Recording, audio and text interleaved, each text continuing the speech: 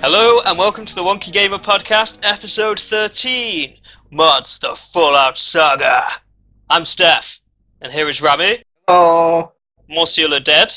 Hello. And Monsieur Le Ferg. Push Humpty Dumpty, the bastard. You bastard. It's time for the gaming news.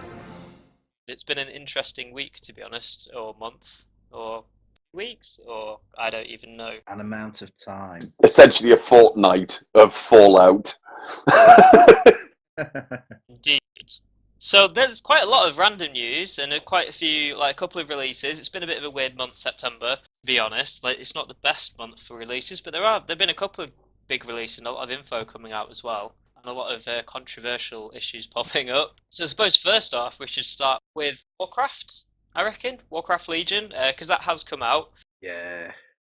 Maybe we'll be going to a bit more detail on that a little bit later. Yeah, I've been playing that, and I think Dad's been playing that. Oh, I've played a bit of it, yes. I'd like to, but I'm a bit scared this month. Join us next month. You know you want to. The big news at the moment is Blizzard have launched a new companion app to go with Warcraft Legion. It's available on... Android? Is it on Android as well? I know it's definitely on Apple. Yeah, I've downloaded it. It's not currently available on Microsoft phones and tablets, which is causing a bit of an issue.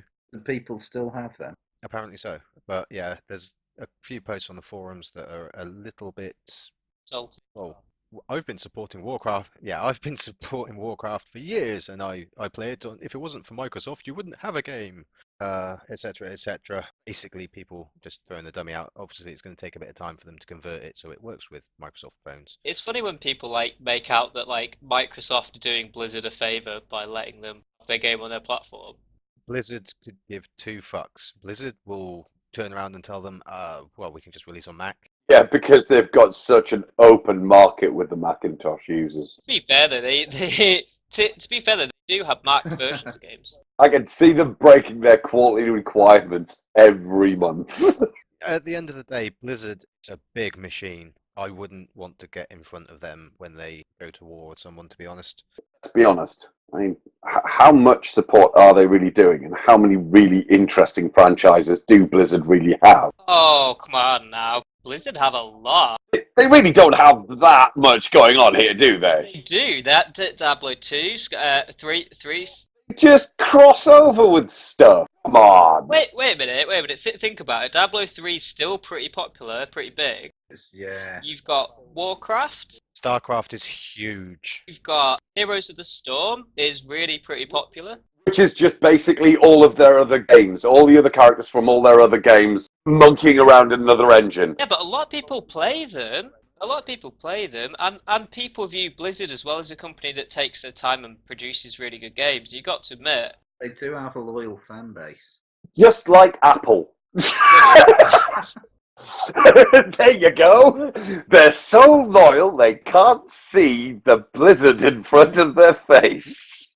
And it's staring at them going, oh, we're getting away with some really, really awful bits of characterization here and objectifying things that, you know. In Blizzard's defense, they were the first company to have the balls and turn around and say, if you get caught cheating playing Overwatch, you will be banned for life. Yeah, that's cool. But let's be honest, have they actually had a decent IP since Diablo? I mean, Diablo 2, not Diablo 3. I mean, really. Diablo 3 is awesome fun. Depends on the definition of successful. If you look at Warcraft, it's the only MMO that's still out there that you pay to play, and people do pay to play. Still millions. This is true. Overwatch is a new IP, and that's fucking massive. Everybody tries to launch the WoW killer. Star Wars was supposed to be a WoW killer. It's now free to play. Which one? Star Wars: The Old Republic. Because they both failed. Yeah. Galaxies was amazing, though. There you go. Conan was supposed to be a WoW killer. That fell flat on its arse. Warhammer was supposed to be a WoW killer. That fell flat on its arse. City of Heroes. And I see where you're going with that. I mean, let's be honest. But it's free to play. Can I just add another point to this? conversation as well. It's slightly off on a tangent, but it is related to Blizzard, and that is, actually, I really like this concept. I mean, we can get all into the whole issues over being triggered and issues of privilege, which I'd rather not get involved in because I get upset with these conversations because they do my head in. What I will say is people get quite upset when someone says GG easy. Blizzard have noticed this, and a lot of online communities have noticed this. So if you write GG easy in Overwatch, it changes that into a sentence, which could be something like, Well played. I'm quite upset and, I've had a bad day. I apologise for being salty. Or, things like that. They've got some kind of code to do that. Yeah, super funny. Which just enrages the player more. Essentially, it's what social engineering. I'm not quite getting what GG easy. What I mean, good game. What you were easy. Good game, you were easy competition, i.e. you're kind of shit, so haha, you suck. Yeah, easy mode basically. What? And Blizzard are worried that people might take offense to this. Have they been introduced to the gamers yet? Especially League of Legends gamers. Yeah, my point precisely. That's why I've given up on the game. The players. Blizzard know who their players are. They do tailor their stuff towards their players. I've got a lot of time for Blizzard. They've made some of my favourite games. And then they go with the social engineering. It's no different to a chat filter. Warcraft has a chat filter for adult conversation. If you swear, it will turn it into symbol so that young children playing the game see the F word every 5 seconds. It's a censorship model. Yeah, cool. Yes, it's a censorship button. GG Easy is basically saying, like Steph was saying, is saying, you're shit. Why are you playing this game? I've had it in actual messages from people while I've been playing on the Xbox, just as a person-to-person message. Someone saying, you are shit at this game. Why are you playing it? I've had stuff where people add me as a friend in League and then go on to say how they're going to trace my IP address and rape my mother. GG Easy can be taken as a form of bullying. Okay, so can telling the 11-year-old child that just shot you, I'm gonna fucking shoot you in the face, you creep! What's said on voice chat is something completely different. Oh yeah, but at the same It's an unmonitored, filtered environment. If you choose to connect to a voice chat All room, bets are off. the onus is on you. that's no different to going swimming in the sea and then complaining you got bit by a shark. Don't want to get bit by a shark? Don't go in the sea. Or my Shark Tank. People have an infinite number of creative ways to abuse each other over text. If GGEZ is the most they can come up with, it's like, your combative skills are equal to that of a semi-mutated cabbage. Yeah, sorry, I don't see the filter pulling that out, and yet I'm fairly certain I will have offended them. Yes, it won't pull that out, but GG Easy is a shorthand. It's a quick way to have a jab at someone. Fair enough. If you take GGEZ personally, yeah, I think you need a chat filter. You got issues. You need to step away from the controller and have a nice meditate. Yeah, I hate to break it to you, but there's some pretty brutal people out there to begin with, and half of them are 11-year-olds, the same 11-year-olds that shot us in the first place. They're the ones that are using the nasty stuff. I just wanted to be their friend and try and trade and stuff, but he just shot me in the face and looted my body after teabagging my... Oh, God. I don't want to talk about it. So, moving on. PlayStation renamed the Neo. It's now the PlayStation Pro. Meh. And it's now available to pre-order. So you're only a pro if you've got the new one. Everyone else is a casual gamer. Apparently so. It's because it's got all the VR components built into it. It's more powerful, 4K, extra storage space on the hard drive. Bigger, shinier, faster. They have said that this is not a new start of a new console generation for PlayStation at all. No, it's not. No, it's just shinier. It's a slightly amped up PlayStation. It's no major difference to a PlayStation. It's just a bit more powerful. And it's nice to see actually that they haven't put it at a completely ridiculous price point. They're not? Yeah, it's about $350. Yeah, 350, and the Slim's going to be 259. That's okay. Only a little bit of difference. I'll buy it. My money, if I'm honest, is still on Scorpio. I wouldn't buy either. I mean, I don't have a 4K TV, and if I can play the same game. It will still support 1080. But I think the thing is, if I can play the games, I'm not that hyped about a slight graphical improvement. I do like graphics, but I kind of feel graphics at the moment are pretty. Yeah, I'd like to own both. I like the shiny. I do like the shinies, but I can't really justify it. Keeping in mind that BioShock, Skyrim, and God knows how many other games are currently getting remastered graphically, and that going to that much higher resolution is, not going to be a benefit? Yeah, but I've already played them. I want to play a new game. Come out. But to be honest, going for the really big graphical centers, I'm not rightly sure why people would want to bother when, let's be honest, VR is literally round the corner. It's like, why do you want to go for that? VR is going to kind of test all of this. I mean, Steam is rife with it now. I mean, in fact, one of the games that I'd been looking at beforehand, for what's actually being advertised on Steam at the moment, is a game called Red Out. I heard about that. By 34 Big Thing Studio. Yeah, it's basically Wipeout meets Roll Cage, and by all accounts, it's a VR-compatible racer, but I don't think you actually need to have VR, but it looks bally slick. Well, I really want to get that because I want to, actually, if you're up for it, Rami, I want to play, because I used to love, Wipeout and stuff, but I love Wipeout. Who didn't love Wipeout? But it's only fun with friends. You want to be with some buddies, and you swap over, and you get really into beating the levels, moving up, and it's so good. Wiping each other out. I'm still waiting for games like this and people that are willing to deal with it. To be fair, this is a game that's now going to, it may even, if it's not already out, it's coming out soon. And it's going to be, yes, you can put it on a massive screen if you want an incredible resolution, but why not just go VR anyway? I think the thing is but I think maybe this is more affordable than VR. Yeah, but isn't that the point of the PlayStation Pro and the Scorpio? I thought the other point of them was they've got the bigger graphics chips in them to be able to deal with the VR headsets better. Yeah, there's going to be a lot of things that they're going to have to track. They're going to need a bit of processing power behind it to do that. It's only NVIDIA GTX 970 series and above, or is it 960 series and above? As soon as they can match that, no problem. I mean, my view is with the whole situation is I think that I think we're not necessarily the best people to represent the general audience because I think with Rami and Dad, they like the shiny technology.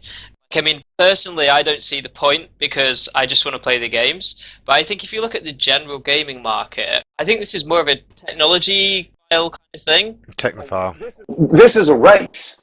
PlayStation is, as much as I detest Sony, it looks like they're sort of winning the race here because they're going to be the first console out there that has a fully VR-ready system. So people can get straight in there. They're going to have it marketable with this model pretty much. And as soon as they do that, congratulations. If they've gotten in, they can get as much VR software out as they want because it's not like they're shy of indie developers willing to get their work out as swiftly as possible. They get the plum pick. It's not only that, Sony's VR is the affordable option compared to the rest of the VR headsets. At the moment. At the moment, yeah. Until all the time being, but then again, still get that initial market. Well, and the initial market's what's important. I mean, look at the Xbox versus PlayStation Blu-ray versus HD disc thing. It pretty much set what was the next version of DVD, or film for the whole market of film. Sony are basically going to be taking a rather brave step out there because at the end of the day, people might turn around and say, this VR kit, it's nice and all that, but it's not worth it. In which case, everybody that follows them will be able to go, okay, we don't produce a VR set that's that good to begin with. We put it out there so people can have it, but we don't charge as much. So they're taking a very, very tentative dip in the water here. They're trying to be pragmatic, which is probably the best bet. I have a theory. There's no basis in reality. I've not seen anything about it. But my theory is that the Project Scorpio, when it releases, it's going to be Microsoft's 3D platform. the VR platform, you mean? Scorpio's for the PC users, though. Oh, Scorpio is Scorpio it's an very very uprated Xbox One. It's using we've seen the what is it 6 teraflops for that. I mean that kind of clocking. It's there for the gaming PCs that basically outstrip consoles time over time. Not worried about a 30 frames per second cap that you get with so much of the console stuff. They're expecting to push 120 in a fully rendered 3D virtual reality environment. My theory is that the Scorpio is going to be, if you compare it to gaming PCs, you can buy a budget PC that will run Warcraft quite happily. It will run the game, you can play the game, it might be a bit laggy, but not great graphics and all the rest of it. Then you can buy a mid-range PC, might be a bit more aimed towards gaming, you might swap out a few things, put a nice graphics card in it, make it all shiny. And then you can go to someone like Overclockers and spend a ridiculous amount of money on the ultimate gaming PC. I think the ultimate gaming PC option is going to be the Xbox Scorpio. You've got the regular Xbox, you've got the Xbox Slim now, and Scorpio. So there's your three categories. I think the VR component for Scorpio is probably going to be modular.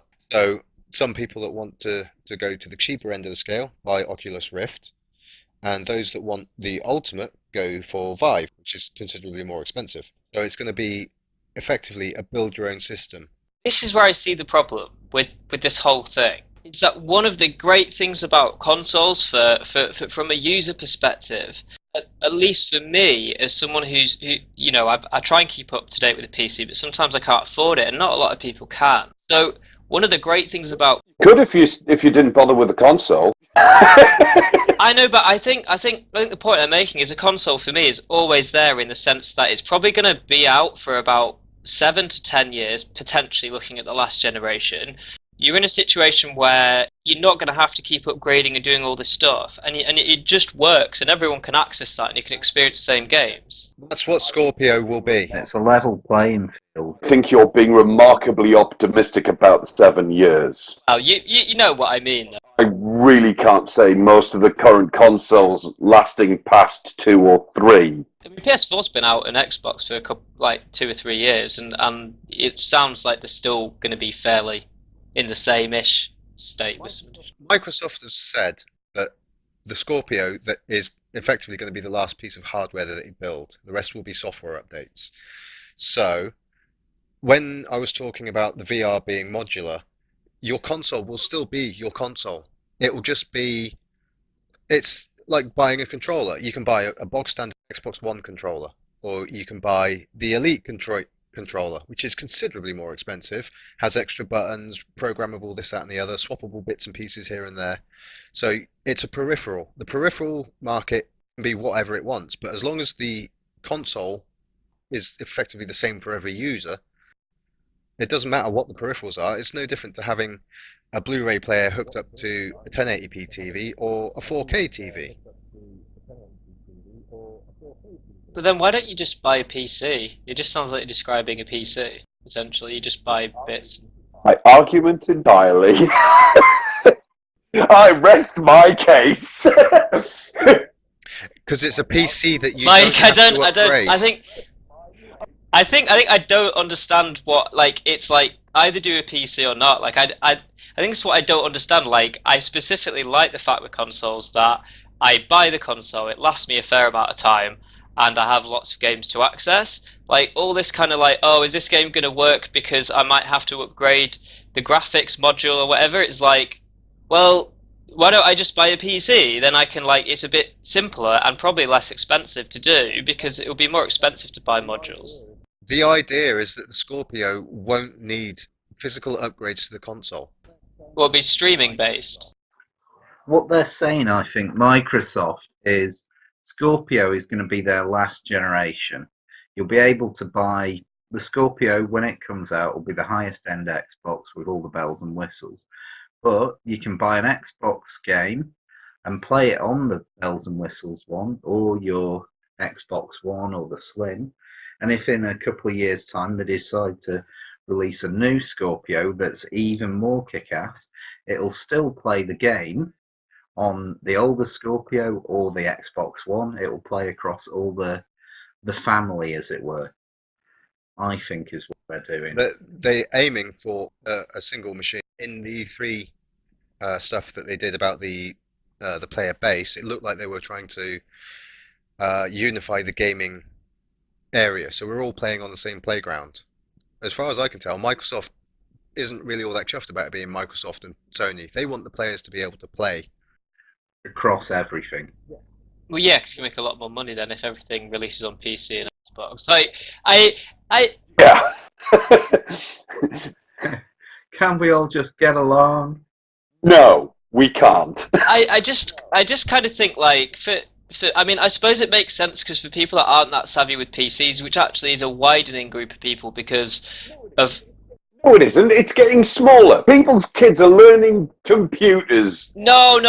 Wait, hear me out on this one. Hear me out on this one. You're gonna have to try real Okay, hard. I will fucking convince you on this one. I reckon, right? Because, right, your generation, because you guys are a bit older than me, you grew up on like DOS and shit, right? You know, you sort of grew, and you have to be particularly like interested in that area to kind of get involved in it. My generation, similarly, we kind of grew up on Windows 95 and upwards, and I did a bit of DOS as a little kid, but I knew a lot about Windows and how to do things in Windows and that kind of thing. I think, personally, kids nowadays at school are actually, in terms of their main interaction with the internet, I think a lot of their interaction is through tablets and less through an actual desktop or even a laptop. A lot of their interaction. Yeah, it's mainly tab. There might be the occasional laptop. They probably use their Xbox and all the rest of it to view YouTube when their parents are actually watching over their shoulder. But when they go to school, they have the opportunity to learn Scratch. Yeah, but They've got the building blocks to Python. it's not enough.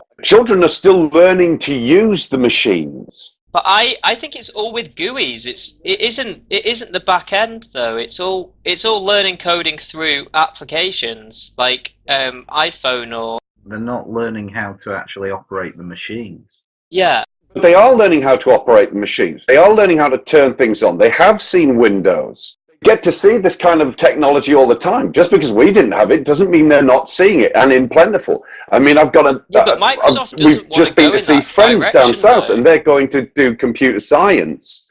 They're doing computer science in. I think it's essentially comprehensive school. No, but I mean, Microsoft do not really want people having that kind of ability to work through the back end. I mean, look at Windows. Shit.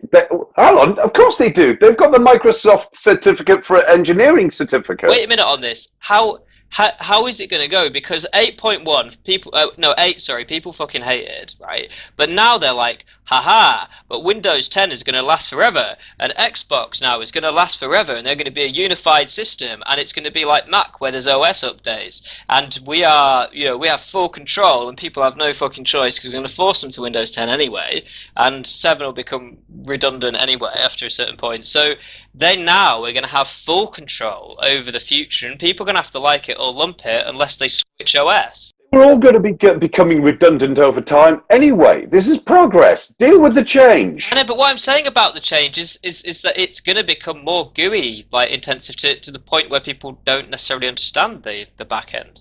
Oh, that's why you've got latter. If you want to go into computer science, you're going to learn it. And kids are picking computer science. They probably are nowadays, actually, yeah. They are. Scratch is available in every primary school. They can just download it, computer they've got there. The middle school here in the north of England, of all places, has a copy on each computer they've got in their IT department. This is a school for 11-year-olds. They've got Scratch. They're learning Python now. This is the UK. We have always been ahead of the curve on this game.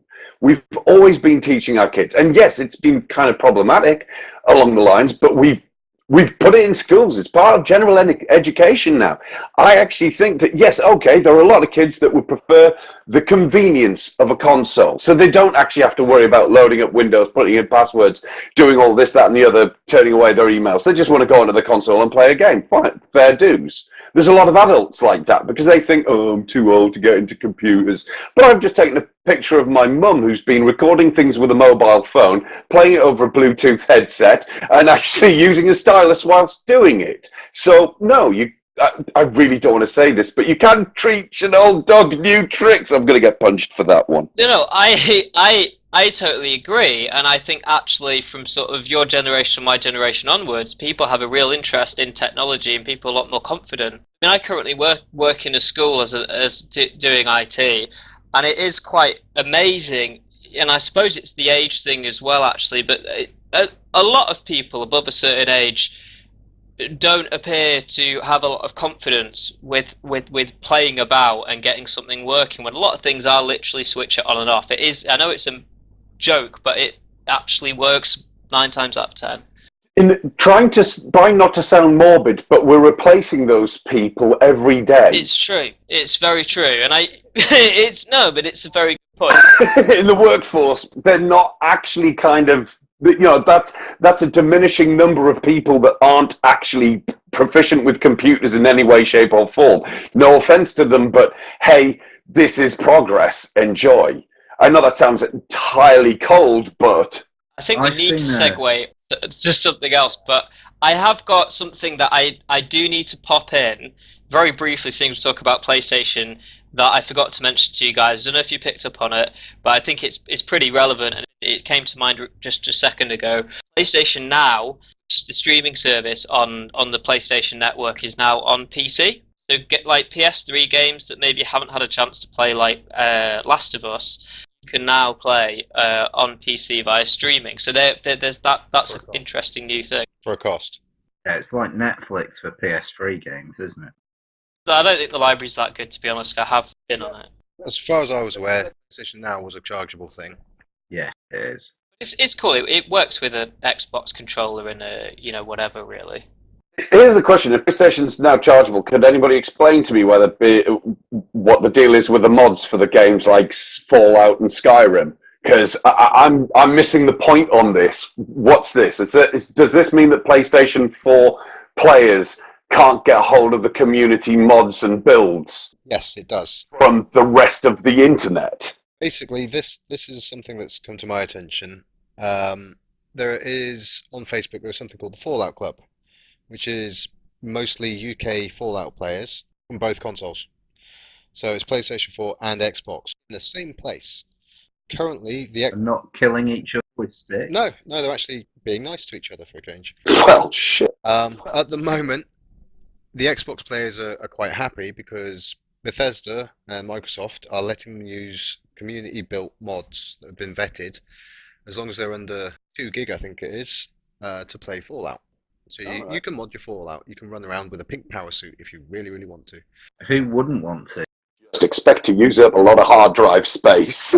2 gig a time. It will start to eat into your memory, your backup storage. But if that's the only game you've got on there, It's worth it. Some of those mods are brill. you can always stick an external hard drive on an Xbox, something that PlayStation won't let you do. But the feeling in the community is divided. Xbox are really happy, and PlayStation are fuming. They're fuming because Sony have refused to let them play with the mods. And it is a big deal. Yeah! That will be the same for Skyrim and Elder Scrolls. It's one of the most beautiful parts about everything Bethesda has been doing is the community build. I mean, Fallout 4's like building community for all the different communities you can have. And the variation I've seen turn up in some of the YouTube videos has been phenomenal. And the fact that you can just... Have you seen Endreal? I haven't played it yet, but it's a full conversion mod made by some German guys for Skyrim. And apparently it's massive and it's really, really good. Someone's actually spent the last 5 years, 6 years making a whole new game. Amazing. I suggest you download that on PC because as it currently stands, it doesn't look like you'll be able to play it on PlayStation. Or Xbox, because there's a download cap for mods, unfortunately. But at least you get some of them. All it needs is someone at Bethesda to see it and go, well, do you mind if we take this and put it into this app? I think Bethesda have seen it, I'm sure. Well, it may be a case of they're in negotiations with the creator. Yeah. That's all down to copyright laws and intellectual properties and whose is whose and who used whose to make theirs. I mean, I certainly think it would be a good little money spinner. It's basically the same argument the guys that Blizzard and the guys that made Dota had. because they used the Warcraft 3 engine to make the original Dota. Here we regress to the moment where the players turn round to the companies and say, "Release the lawyers!" Oh, for fuck's sake. And we can forget about whatever it was for at least 6 months while they basically jar their chins over it and then actually expect us to pay even more for a product that we were expecting months and months before because somebody got bothered about the fact that the word Sky was in its name or some shit like that. Sorry. Yeah, unfortunately, at the moment, as it stands, there's no mods on Sony. Once more, I go, ha! That's why I'm a PC player. Has Sony released a statement as to why they hate the community, or No, it's not about hating the community. I mean, Dad was mentioning it earlier. I do think it's to do with security, and I think that's a really good point Dad made to me earlier on. Like, I think it is to do with that kind of thing. It's quite hard to manage that kind of thing as well. Security, really? The mods. I don't see how they can be having such a problem since Xbox have managed it. And technically, the Sony PlayStation's a more impressive machine. So what's the problem? Are they still worried that they're going to lose all their client data again? Shouting out to Anonymous there. Nice work. Hang on. I mean, I don't think Sony's come out with a statement. I know that Bethesda's blaming them, so I don't really know what really happened. And you probably never will. No. Big change of direction. Someone is letting their intellectual properties go onto other formats. It's Nintendo with the imminent release of Super Mario Run. oh, you'll be downloading that then, Ferg? Oh yeah, need a new punching bag. I think it's one of only about 2 games that have ever been done as mobile games. But I know for a fact it's going to be available on iOS. Don't know about the Google Store, unfortunately, because I don't have access to a Google Store. I imagine it will be. Most things tend to come out on both now. It's an interesting move to see. Well, that's in reaction to the Pokemon Go, isn't it? They've seen what it can do to their share price if they release a mobile game, and they've gone, brilliant. Yeah. Cash cow there. Yeah, and if we take our most famous intellectual property and do something with it, it'll go through the roof. I believe there's millions of people already sat there, like several million people sat there waiting. It looks very microtransaction-y. I can't wait for them to actually say, right, now, when you go for your next walk, go pick some mushrooms, not those ones. Now, in order to fix a toilet, you need to get some pasta bolognese, get a wrench, and then make it up as you go along. Get 20 stars if you don't cause the room to explode. Can I just add a quick, 2 very short things to what we were saying about Skyrim as well? I don't mean to go back to a subject, but the PC version is getting the remastered version free. And also, I was going to buy it on PlayStation 4, but to be honest, I was like, I might just try and mod the hell out of it with all the community graphics and things, and you can make it look a hell of a lot better than the remastered version, which I've done. And, I mean, go and watch some videos out there if you want to do it, but there's a lot you can do. I think the Legendary Edition, if you get it now, is probably incredibly cheap on Steam, which has everything. Oh, right. And then just not bother with the remastered and just use the mods. I mean, if you've got a good PC and you've got a controller you can plug into it, it's probably better to just get it on PC, to be perfectly honest. I've already bought Skyrim, and I get the remastered version for free. Yeah, exactly. It's lovely. I don't need to buy a new. I mean, disc. they had to do that because the community's already remastered it much better than Bethesda have. So, I mean, you can put in 4K textures and all craziness. But anyway, I'll stop going on about Skyrim. Effect Andromeda. Did anyone see anything on this? Because you guys don't seem that keen on following this game. I've got to be honest, I haven't really followed the series, so. There's a morbid curiosity. That's my word of the day. Morbid curiosity in what they're going to do with Andromeda. There's a part of me that says maybe, just what if they can give us that same sense of adventure and fun that was in the first game that sort of gradually disappeared? And more importantly, can they actually have a story that doesn't suck? Well, one thing I did see on that is apparently when you pick your character, you'll pick one of a sibling. So if you play a chick, your brother will be out there somewhere in the universe. Or if you play the guy, your sister will be out there somewhere in the universe. for part of the story. That's all I've seen about it. So this is probably going to be another 3 games then. But I think what's interesting. I mean, to be honest, Mass Effect 1 was my favourite. But I think some of the aspects of that game that Ferg might be referring to, I don't know, is maybe the exploration parts. Is that what you were? Is that one of the things? Like, did you feel it was a bit more open-ended than less linear? What, the original Mass Effect trilogy? No, I think they managed to... I think... No, I meant the first game. First game, I actually really liked the first Mass Effect game. I thought it was really well crafted. It had a lovely bit of background in-game if you could actually be bothered to spend the time reading it. I loved the combat engine. It was beautifully fluid. The introduction of the characters wasn't that tropey. I mean, it was tropey, but it could have been considerably cheesier. Character archetypes were exactly what you were expecting. They made some of them entirely likable. You wanted to see some of them return for another game after you'd met them. There was some... It basically had all the hallmarks of BioWare's ability to write a fine story, including the ability to lose members of your own team because of the decisions you have made, in some cases lethally. And that was cool. And then, yeah, they offered us something. It was limited in its first game, but I could skip past that. I didn't even really mind the world exploration in the rover, finding bits and pieces. That was entirely lovely, to be honest. It's a nice addition. I didn't need the multiplayer in there. That was a role-playing game story that I could really get behind. And the moment the latter games came out, yeah, Lost their way.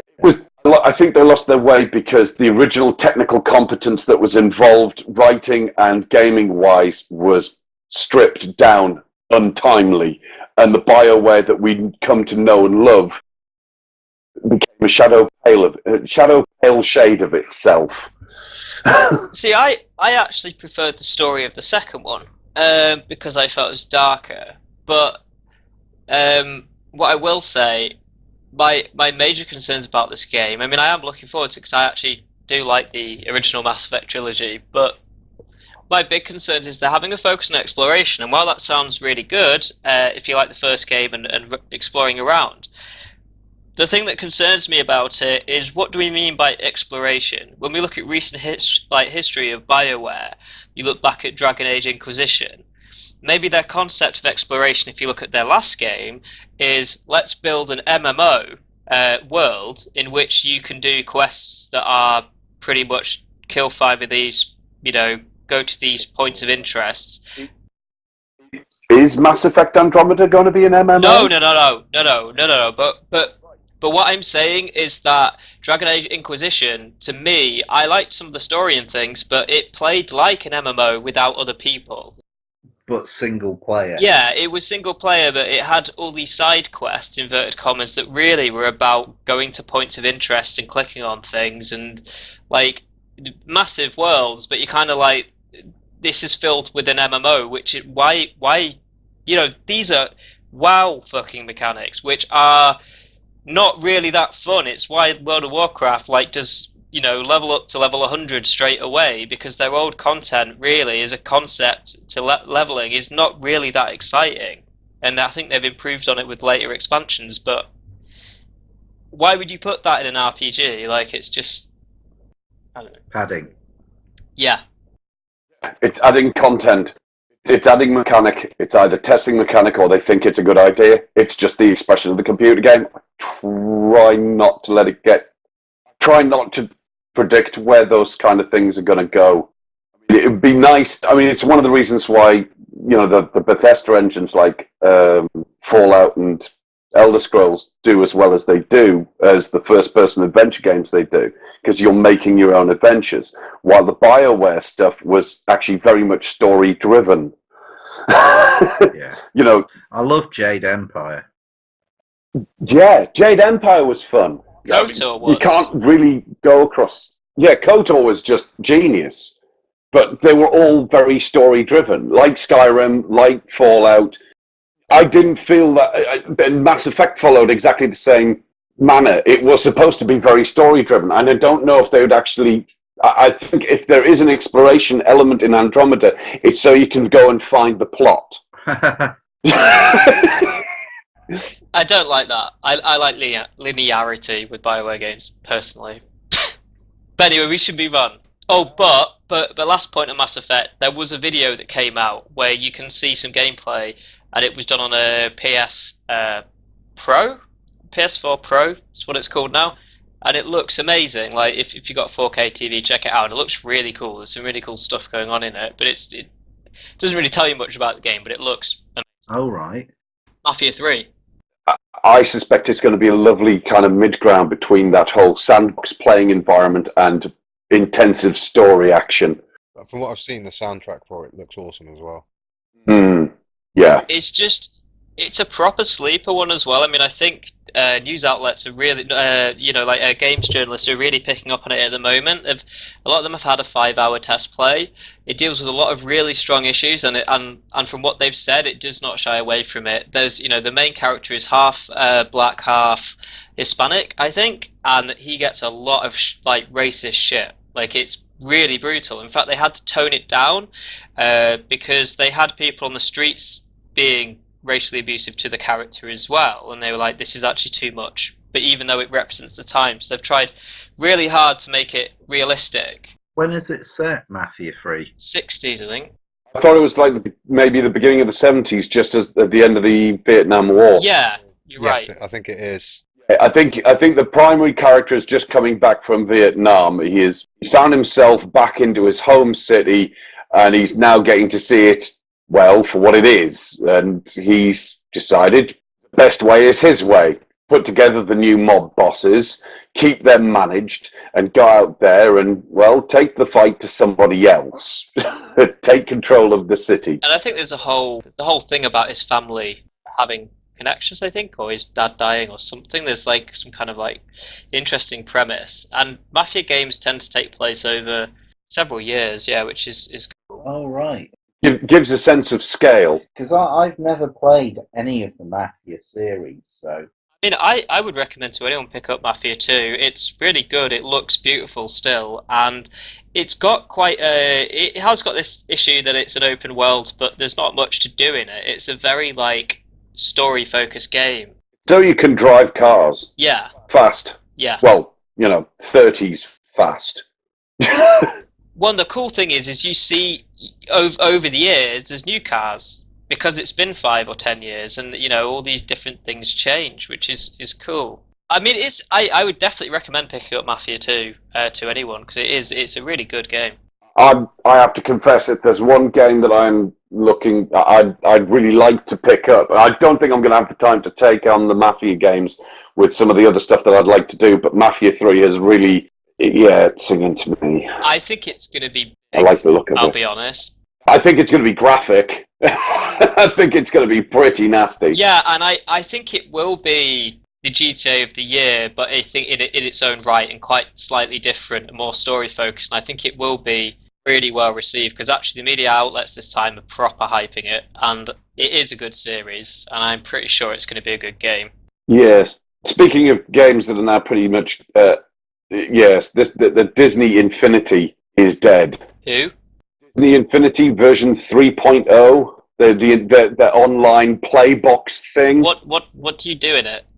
What is this? It's basically Skylanders with Disney. It's a Toys to Life game, a bit like Lego Dimensions and Skylanders. The current iteration, which is version 3.0, is their last iteration. They're not going to continue after this. And they're not going to release any more new characters or... They just basically haven't really followed up on it. They made a lot of interesting judgment calls, and some of them didn't go down well, like not being able to mix up the play set. So if you have a character like Lilo and Stitch, you can't mix them up with characters like Sam Flynn from Tron or any of the Star Wars characters. Themed worlds, you can't mix characters. In the toy box mode, you can play with whatever you like. Yeah, then you've got to create your own game to play in. Yes, so you're going to be sinking time into it, but it looks like they've really not pushed any further because I just don't think they were people were looking at the Skylanders and the Lego stuff, and they were thinking, right, I've already bought this stuff, and I don't have a shelf or another drawer for all these miniatures that kids might not play on very often. To be honest, I think it's really unfortunate because my kids love Disney, and Marvel, of course, are under the umbrella. Star Wars are under the umbrella. I'm massive fans of both of those. The characters they actually release for Infinity are really nicely crafted. Very cool. Yeah, they look great. They look awesome. So it is a shame because my kids love Infinity. I think it's down to Lego. Lego seems to have come along, and They've owned the market. it's either exceptionally well timed on Lego's arrival, or Lego has something to do with the poor sales and the choice to finish the line. Essentially, for someone that hasn't played this game, because I mean, I've got a rough idea of it because I think I have seen things on it in the past. But what is Disney Infinity? Because I think that's important to define. Because I'm not really. It's a Toys to Life game. Toys to Life games are games where you have a USB portal plugged into the side of your console, and you put action figures onto the portal, and they appear in game to be able to be used as an in-game character. Right. Each of them having their own special moves, kind of like in a MOBA, usually fairly simple ones. The extra characters are usually released as effectively add-ons, so you can buy extra characters. Obviously, it's a very good marketing scheme for the company because they get to sell extra add-on parts to their game. It's the same with Lego as well. Lego is a bit different in the fact that they have stated there's only going to be one portal, and having seen the upcoming release schedule, their model is a very good one. A lot of the others tend to release, oh look, here's the new game and here's a new portal. So I've bought every version of Disney Infinity for the kids. You'll have 3 portals then. I've got 3 portals. I don't need 3 portals. I need 1 portal. You should only need the one. When it came to buying Infinity 3.0 for Christmas last year, I looked around the shops, and the cheapest way to do it was to buy the set that came with the portal. It was so much cheaper than buying just the standalone game because I already had the portal. It's just crazy. I was put off it predominantly because of the pricing, and as soon as I actually looked at it, because I was going to do a sort of reviewy type thing, and I was put off it because I realised, right, it started me with this very finite number of characters that I don't need the miniatures for. I could still go out and buy those characters as miniatures, but why would I want to unless I wanted the complete trophy set? Yeah, when I found out that you couldn't mix up the themes, I was kind of put off it entirely. But suffice to say, Disney Infinity, they've managed to basically do rather an interesting run here, because now all of those miniatures and the portals and whatnot effectively just became collector's items. If you happen to own these, you can be guaranteed there are only a finite number of them left in existence. And since they're not going to be publishing anymore, if you still have a full set, or you're able to collect all of the models and still have access to all of the software, then you're actually onto a bit of a collector's item there. Yeah. I wonder how long it'll be before they're actually worth anything. I don't know. I still have a full collection of Star Wars Hazos. The servers will probably go down in a year. Bye-bye, Disney's Infinity. So long and thanks for all the fish. Games coming out this month. We might rush through a few of these, right? Because I mean, some of them we. Most of these we're not really that bothered about. Yeah, I mean, yeah. To be brutally honest, and we might not have a lot to say on them. I mean, it's worth mentioning because people like different games, but I mean, unfortunately, we generally have similarish tastes in games up to a certain extent, so it can be a bit difficult that we're a bit linear in our geeks.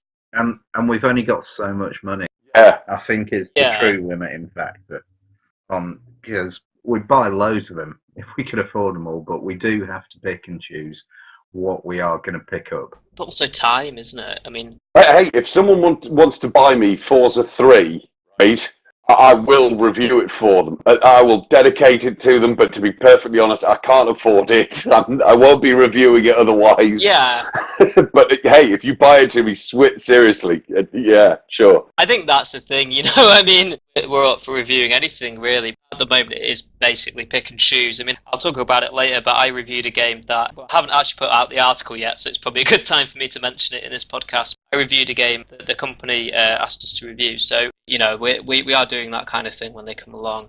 Yeah. Anyway, 9th of September, we've got Elder Scrolls Online Gold Edition. Yes. PS4 and Xbox, isn't it? Yeah, it's on both PC as well. Game of the Year edition. I've got it online. It's kind of fun. It's just like I don't know. I don't really have the time to invest in it, to be honest. Yeah, if I had more time, it'd be fun. Neither do I, but I would. If I was going to do a Memorpaga, I would probably do that one. It's quite good. They've got a lot of content in terms of story. I think it's a good MMO, actually, from all accounts.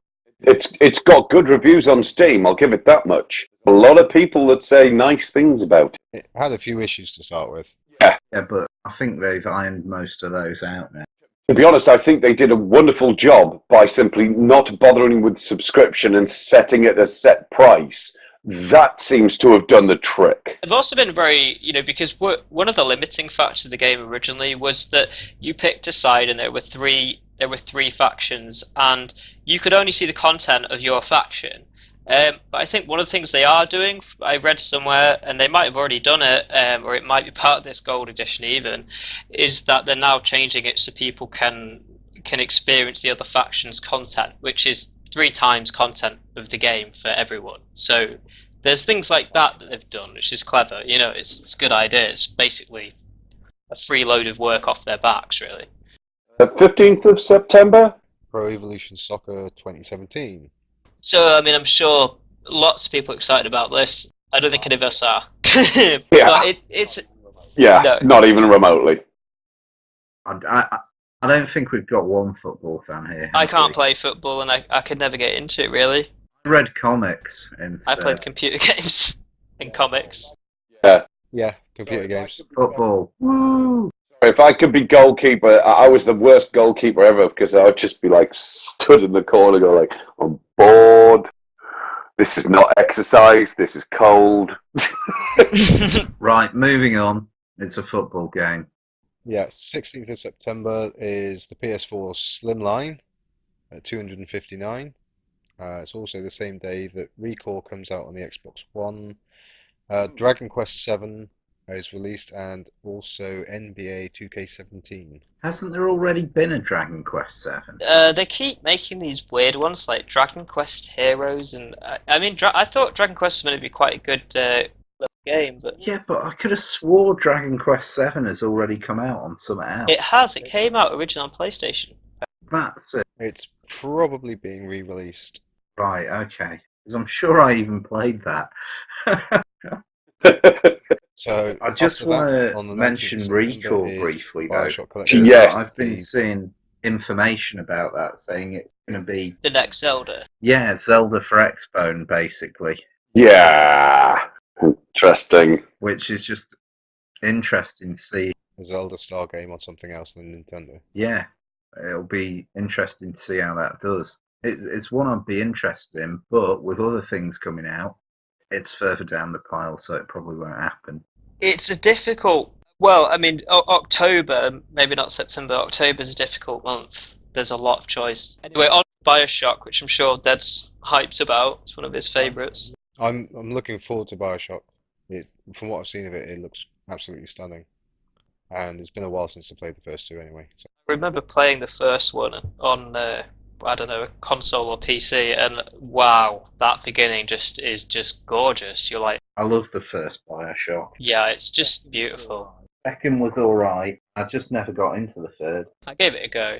Yeah, I gave the third a go, but I just didn't take the time like I did with the first two. I must confess, as much as I enjoyed all three, to be honest, for what they were, I'm not going to be going back to BioShock. They've told me their story. I don't need a prettier version of that one. I mean, I like games, but they're not, for me, they're not particularly replayable. But then, I don't know, like, it depends. That's just it. They weren't replayable for me. Like the story, don't get me wrong, the engine was lovely, but I don't need any more from that. Things catch people. It's like I play Final Fantasy VII probably every 2 years, and most people would look at it and go, Jesus, why would you play that? It looks Wow, that's impressive. I would ask that question, definitely. Why would you do that? Why? I love the story, especially 8 as well. I love 7 and 8, but I just love the story. Moving on to the 7 and 8 of what, sorry? Final Fantasy. Oh, actually, I just said this earlier. Quick thing. There's rumours that Final Fantasy VII Remake Episode 1 is coming out in March. But anyway, I will not go into loads of detail about that, because I'll just keep talking. Right. Right, 23rd. Forza Horizon 3 on the 23rd. It's the ultimate Forza Horizon 3. Okay. 4 days early access and a load of DLC content with the Ultimate Right. Edition. Ooh. And then if you don't want all of that, you don't want to play it 4 days early with everyone else, on the 27th, the regular edition is released. So depends on the size of your wallet. Ooh. I bet it looks good. Like, Yeah. it probably is a lot of fun, especially for driving game It's a- enthusiasts. It's a driving game. It'll look absolutely blisteringly gorgeous. Pretty much a given. The Ultimate Edition is it's designed for the Forza fans, the people who spend 90% of their gaming career playing Forza. Did it have a whole ranked and competitive system? Very likely. If it didn't, I would actually be genuinely shocked. I think with the racing games and with the football games, you get some people that literally they'll buy the console and that's the game they'll play. The latest edition, that's their one game that they play. Happens quite a lot. It's like MOBAs, isn't it? Or Warcraft. If that's what gets the locks off, then go for your life. Please do. But you won't find me on any of your lobbies, okay? Probably wouldn't want me there anyway. But I think competition's a really big thing in games that sustains their life so much now. Like with MOBA, I mean, MOBAs are literally one map you just repeat for years. Thousands of times you play the same map. Like, Technically, one word for you. E-sport. Ta-da! Just go for your life. Yeah, I think it's going to be getting bigger and bigger, eSport. It will be. FIFA 17 is, I mean, that's out on the, 29th of September in all, across all the various platforms. Let's be honest, there's 17, for pity's sakes. It's probably been that many FIFA games, and it's never getting old. It's more than that. is it? God, I don't doubt that one iota. It's just another game that I'm going to ignore, but hey, as a mainstay gaming trope, it as much as I hate the word iconic, FIFA most certainly has become that in the gaming industry because it appeases so many football fans. And it's got a massive following. And a lot of people like football. Yeah, because they get, I mean, as much as I hate to say this, but I can't imagine there's an awful lot of actual football fan gamers who are really that bothered about the real, the real technical specifications about their console that they're playing it on. I can imagine FIFA games doing a lot better on console than I can see them doing on PC for some reason. Maybe that's just because sports people, they don't want to learn the computer. They want to get back into the sports. So, and a console's convenient. And it's plug and play. Done. But that's just a massive assumption on my point. And then I suppose, dead 30th of September, Lego Dimensions. Yes, the one I'm looking forward to is Wave 6 of LEGO Dimensions. That's going to be the Ghostbusters Story Pack, the A-Team Single Figure Fun Pack, Mission Impossible Level Pack, the Harry Potter Level Pack, and the Adventure Time Level Pack and Team Pack. Oh, wow. Adventure Time's getting laughing pack. Yes, That's awesome. and also the 30th of September is XCOM 2, which is one that Rami wants. Yes! Yeah, I'm desperate to play that game. So desperate. If I had a console, I'd buy that. I'm a massive XCOM fan. Always I have love been. the first one. Always will be. Always will be. It's a good time that as well, because that's like literally the day before payday, or potentially payday. Nice. Well, that's my payday, the 30th, so it's like, Straight out the bank. do I want to eat the last 2 weeks of that month? Not as much as I want to play XCOM. You can go without dinner for like a week just to play XCOM. You'd be too enthralled anyway. It's XCOM 2. You don't need food. You've got more important things to do. I'll be playing XCOM. It'll be fine. I'm really looking forward to seeing what Julian Gollop's doing. Well, the Gollop brothers, what they're actually going to be doing, because they're still in the industry. In fact, one of them actually released not that long ago. I think it was just last year, maybe. Chaos Reborn. Does anybody? Okay, I'm going to show my age here. Does anybody remember the Spectrum 48K with the rubber keys? Yeah. Did you ever remember a lovely little game called Chaos? Lords of Chaos, or Laser Squad, as it was called? Laser Squad, yeah. Rebel Star 2. I know I'm kind of pushing the clock back here a fair bit. These were all games done by the Gollop brothers, and they are the basis. They were the platform by which the XCOM franchise were preceded, and they are absolutely brilliant games. And Chaos was essentially a duel. Each player plays a wizard, and these wizards are able to summon all sorts. They can chuck magical darts, they can summon gooey blobs, they can start fires, they can summon centaurs, technically they can have dragons, brownies, all sorts. And they duel in an arena, and that's how it plays. It's a lovely turn-based system. It shows all the hallmarks of their original genius. Chaos Reborn. You said these wizards, yeah, they can summon brownies. Yes. What do they do? Sell cookies. Take that, wizard. Buy my cookies. They're just mana-infused cookies. How else are you going to get them to join your cause? Mana dart, it's just a cookie. Powered. Bolt of lightning, cookie-flavoured. Totally. I just have, Julian Gollop. Awesome game design. So there's some stuff that started showing up on PC. Yes! I'm going to fly through these. First one that caught my attention was Livelock by Tuke Games and distributed by Perfect World. It's a twin-stick top-down shooter, sort of a three-person co-op with, I suspect, serious couch potential. Each of the three droids have their own specific role within the team. So it's a game that does reward having co-op, actually teaming up and doing these things. Aside from that, they are effectively trying to save the remnants of humanity in true twin-stick shooter style. I do love a twin-stick shooter. Just essentially just blow every bugger away until you get to the end of the level. I'm sure there's more to do it, and each of the robots have their own very specific defenses or attacks or their own mobility. There's a whole sort of upgrading thing going in there. It might be worth just checking out the videos on that one. After that, there is a game called The Turing Test by Bulkhead Interactive and is being distributed by Square Enix.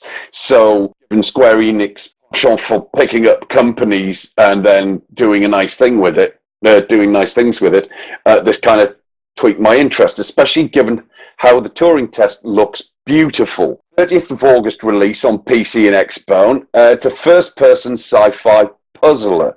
Apparently one of the most anticipated releases of E3, which I'm not weird because I'd actually only just heard of it like on the 31st, so go figure. Otherwise, yes, if you're into your sort of, I don't want to say Stanley Parable because I might give you the wrong idea, but those kind of games where you're a first-person walk-around puzzle sorter, the Turing Test suggests an interesting. It's not like Myst, is it? It might have a certain Myst element to it if you like the first-person walk-around perspective.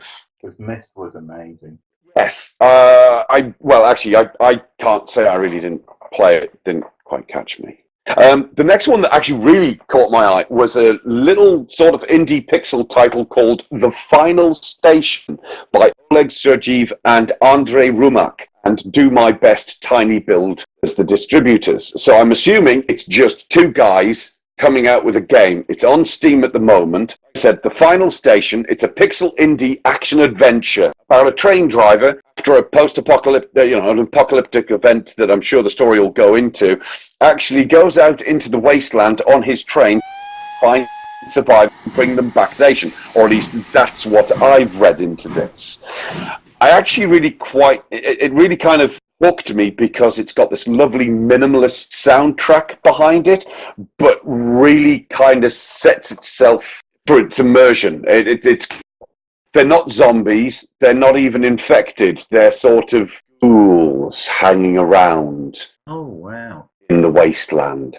Is the whole thing you're travelling on a train? No, you go out and you find yourself stopping at stations, and going around the stations, finding stuff. And seeing what you can get. Yeah, salvaging stuff and rescuing people as you go. And as you basically pick up people, you fill up your train, you send them back, and stuff happens. I believe that's coming out on Xbone as well. I'm sure I've seen that in the store because It wouldn't surprise me, and I'm really liking the look of that one. I can see myself accidentally sinking hours into that just because. you have to let me know what it's like because I know my son was very interested in that because he loves trains. So he's like, "Oh, it's a game with a train in it. Brilliant." Oh yeah, it's good old big. It's a big old train that you're building around with, and I'm fairly certain you can upgrade the interior of the train, amongst other things. Yeah, I imagine you. The train is also a part of the RPG system. I've already mentioned Red Out by 34 Big Things, the Wipeout wannabe. But then there's also Space Hulk Deathwing that is impending in the none too distant future by Stream Studios. And this is effectively, this is going to be like playing Space Hulk, but as a first-person shooter. You have a finite number of people. You are, by the looks of it, it is co-op, and you can add bots. But then, from there on in, that is it. You basically follow procedurally generated maps, I suspect, over various Hulks, and it will probably play not entirely dissimilar to games like Vermintide, where you can find yourself in different places around the map and then make your way through. But the interior of the Hulks, judging by the videos, look brilliant. This looks like a co-op game that I could probably get behind quite quickly, but I want more information before I even think about going there. Well, I remember the old Space Hulk games. Yeah. They were all. I really enjoyed playing those, actually. Also worthy of note that in Deathwing, your armor, your Terminator armor, is also location. You know, you can take hits to locations. So if you take multiple hits to your right hand, you lose the ability to use your bolter or whatever else is in that weapon slot. Oh, nice. So, you know, wounds. It'll be interesting to see how that does. Yeah. I'm very. I don't want to say I'm too eager, but I kind of am a little bit. I love the IP, but it's all going to come down to the execution because look at Aliens Colonial Marines. I've got a sneaking suspicion they can see where Colonial Marines went wrong and where, in my opinion, Vermintide went very right. It's just, yeah, I want to see more of this game. I think if you check out the videos, I think there may be a few players out there that might get a little excited. Now it's time for games we're looking forward to. Yeah, but I mean, there is a game that I'm not looking forward to, but I passionately hate. Metal Gear Solid: The Definitive Experience. I just hate Metal Gear Solid, the new one. Really upset me, but maybe we'll dodge talking about that. Mafia 3, obviously. I only put Farming Simulator in here because there are some people that like You that. love farming, Steph, don't you? You're a closet farmer. Admit it. You're all about the farming. Well, I tried the previous one. I just couldn't get it. I just couldn't get it, man. Dear God. Now it's coming out. Now we're seeing. Oh, here it comes. No, because it was really popular. I thought I'll see what this is like. You know, people love this shit. It's like really popular. Yeah. And that's why we all went badly with No Man's Sky. Oh, it looked really popular. Yeah, I bought that shit. Now look what I ended up with. Yeah, but it was. Steam ratings are like, I don't know, Steam ratings are really high up there. This game's seriously popular. And I tried it, I was like, oh, it is actually simulator farming. This is quite boring. I see. It's what it says on the tin. What were you expecting? Goat I Simulator? thought maybe like I don't know the whole process. You got to attach the thing and then. Steph, I've got an idea for a game. It's a paint watching simulator 85. Are you interested? I hear it's really clear pixelation. You can every now and then see something slightly. Yeah, you can really see the paint drying. Wow. See, I'm just like slowly deleting these off the list as we're talking to kind of pretend it never happened. On one note, Yeah. Good luck with that. I did it subconsciously as well. Like it wasn't even on purpose, just subconsciously highlighting and pressing delete. This never happened. Right, so the 16th of October is Batman VR and PlayStation VR. Coincidence much? I don't think so. Shiny. That'll be awesome fun, but it costs a lot of money Yes. for a VR. So feel free to send us all a new PlayStation Pro with VR headset, and we'll definitely play Batman VR. Bruce Wayne. Do you really want me to have this game? Because if you do, I could do with a few quid. Batman Return to Arkham.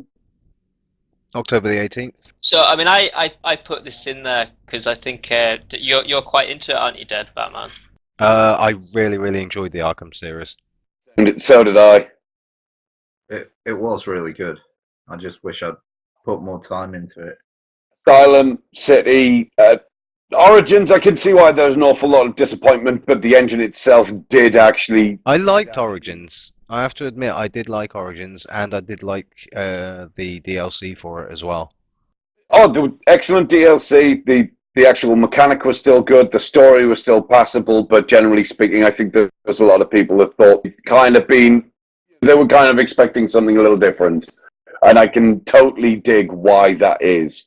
But then again, they made up with it with Arkham Knight. I really enjoyed that, and I know that Dead did too.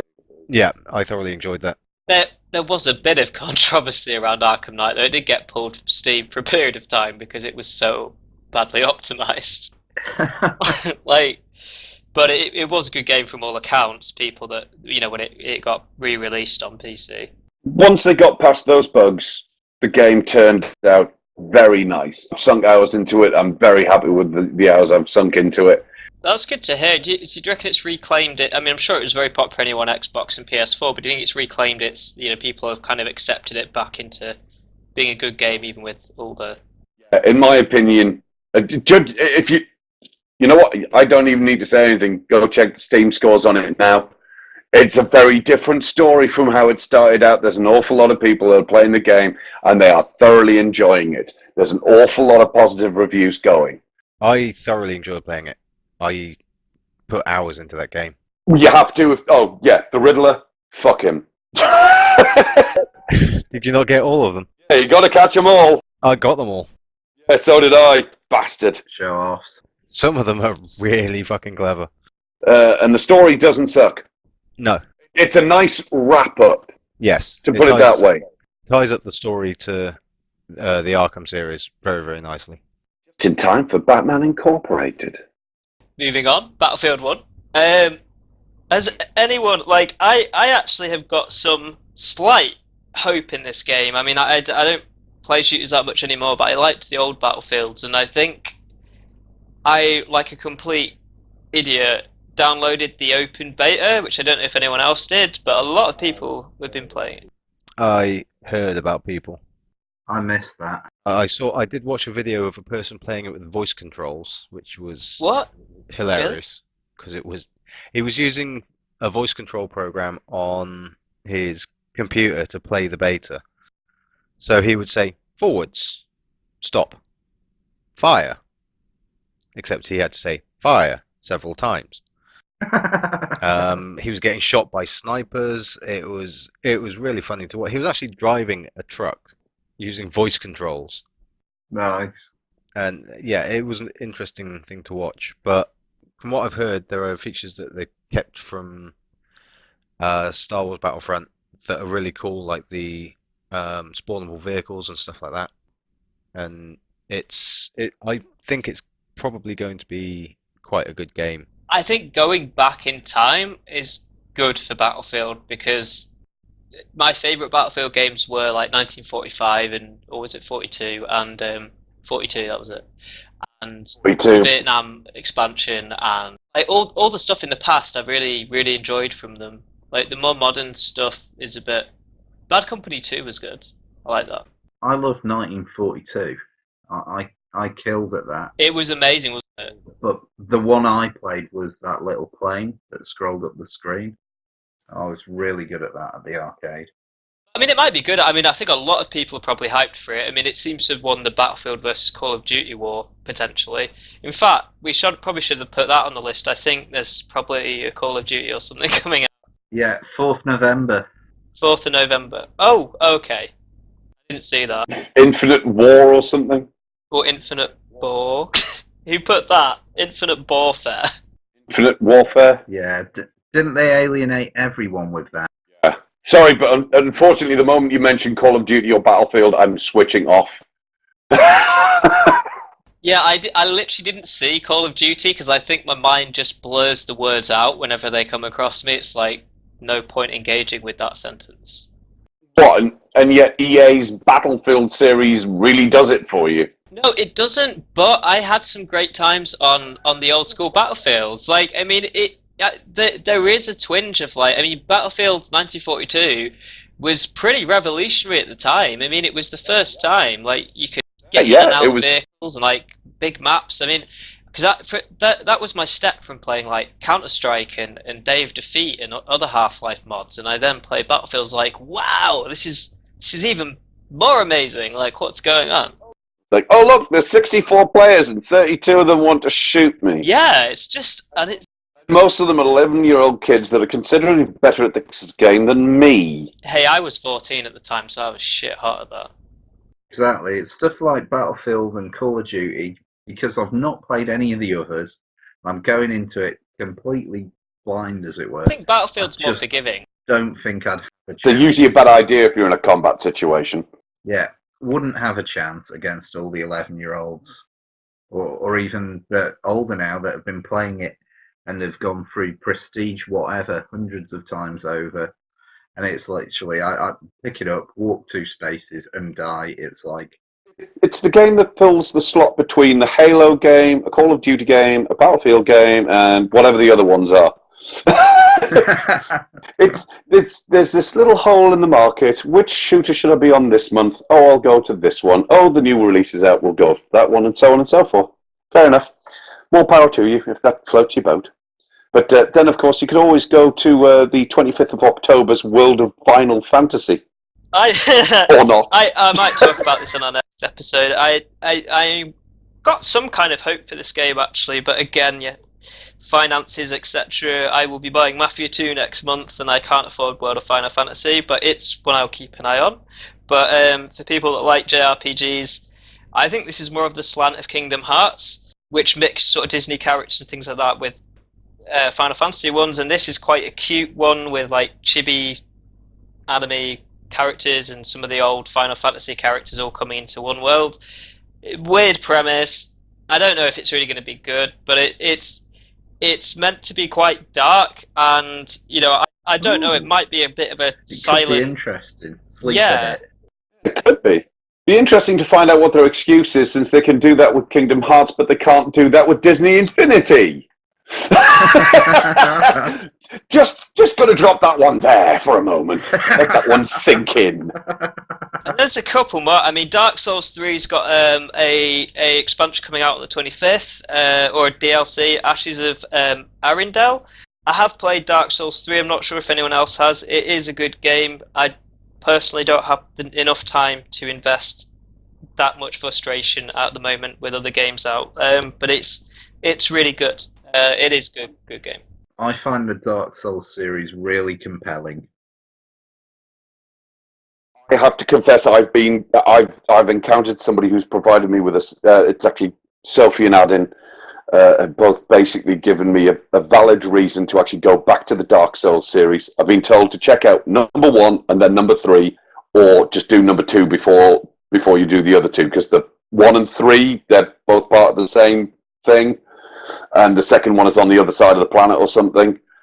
I don't know. I'm probably going to stick with either 1 or 2, and then just see if I can find a story somewhere in there, if I can be bothered. But I am going to go back to Dark Souls, and I'm going to give it an honest-to-God try. Well, Satan, anyway. I did that, and it is good. That's the thing about Dark Souls, though. The story is hidden. You've got to... All the items you pick up tell the story. So you've got to read all the descriptions of the items. I mean, I've watched... I've done that in so many other games. I can cope with that. Also, it is very much a gameplay-heavy game. It is about that test of, like, do you enjoy repetition and working it out? And getting your skill. It's a skill engine, isn't it?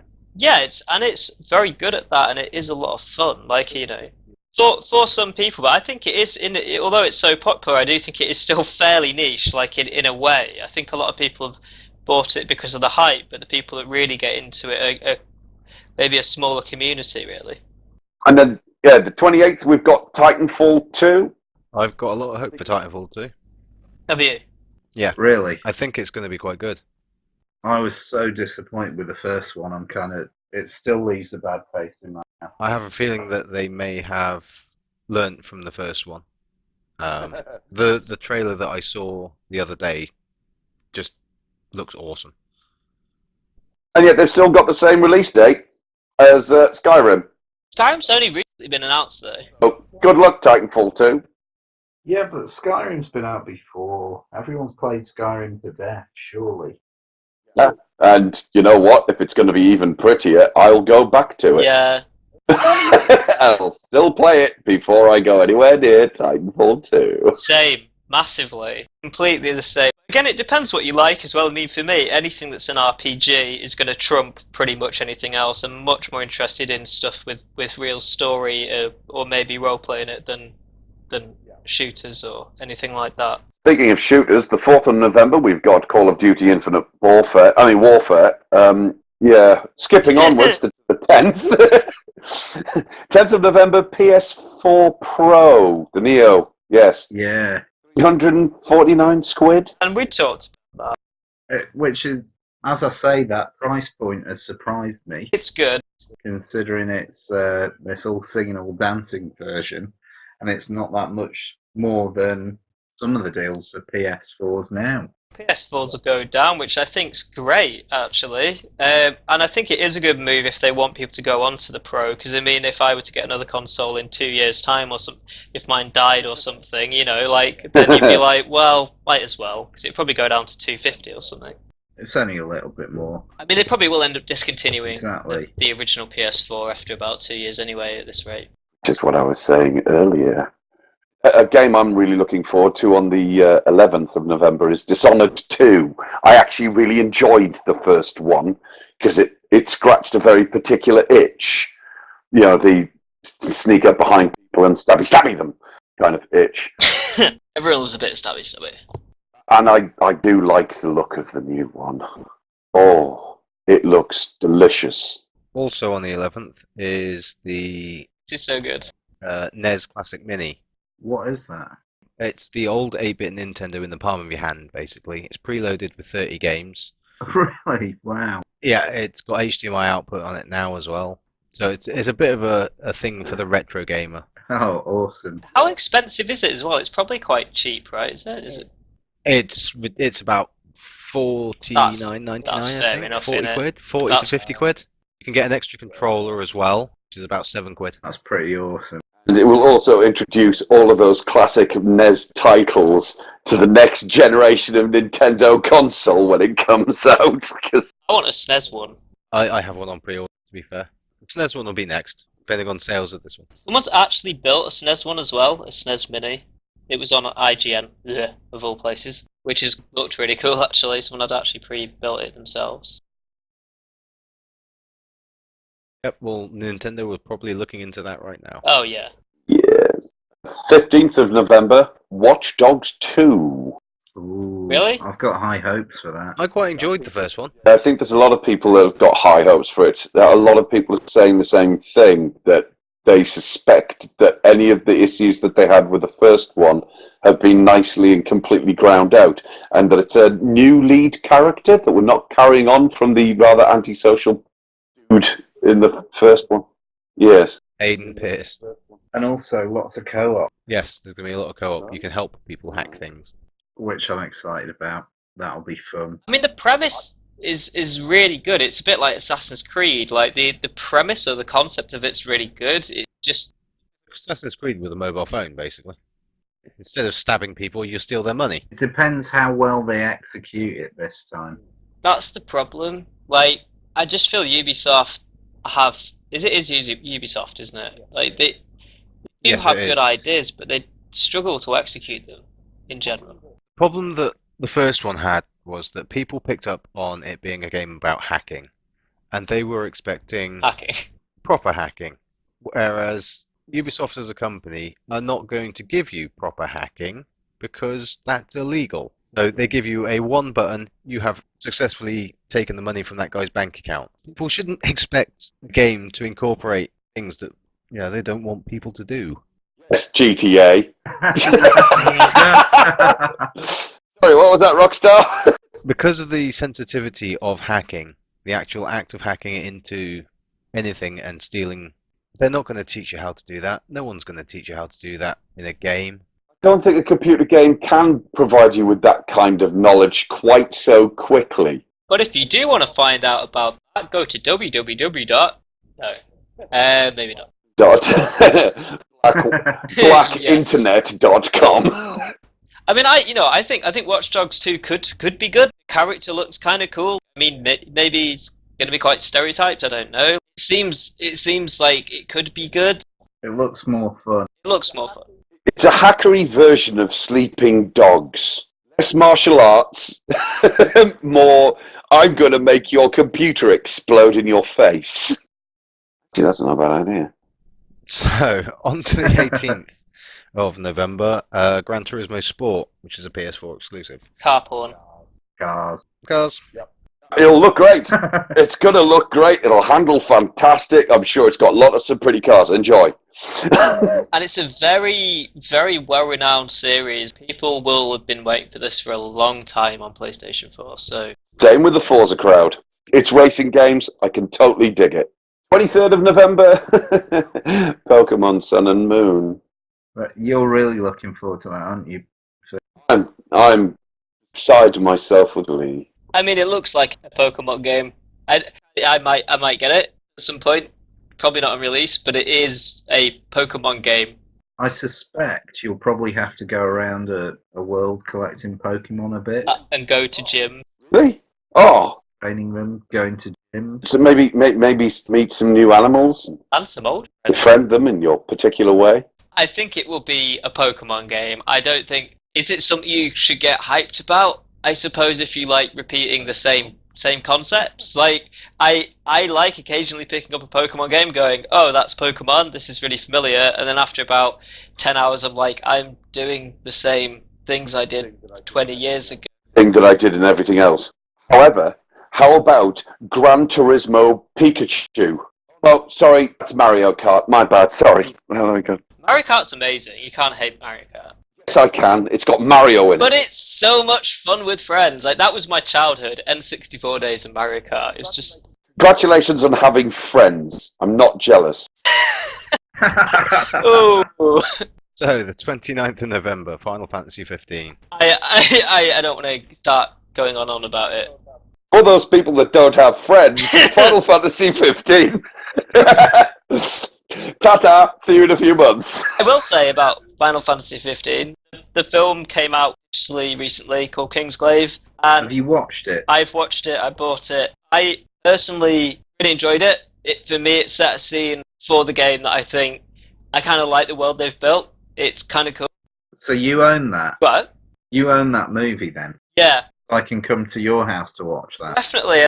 I think if you like Final Fantasy games, to me, this movie kind of said to me, I mean, it's not the best story, but the world and the, like, I mean, I don't think it's a bad story, and I think it's in the vein of Final Fantasy, but I kind of feel like it's quite an action-packed story, and but it does have a lot of talking as well. And I kind of felt this is what I would like out of a Final Fantasy game. It reminds me of older Final Fantasies, so it brought me a bit of hope, actually.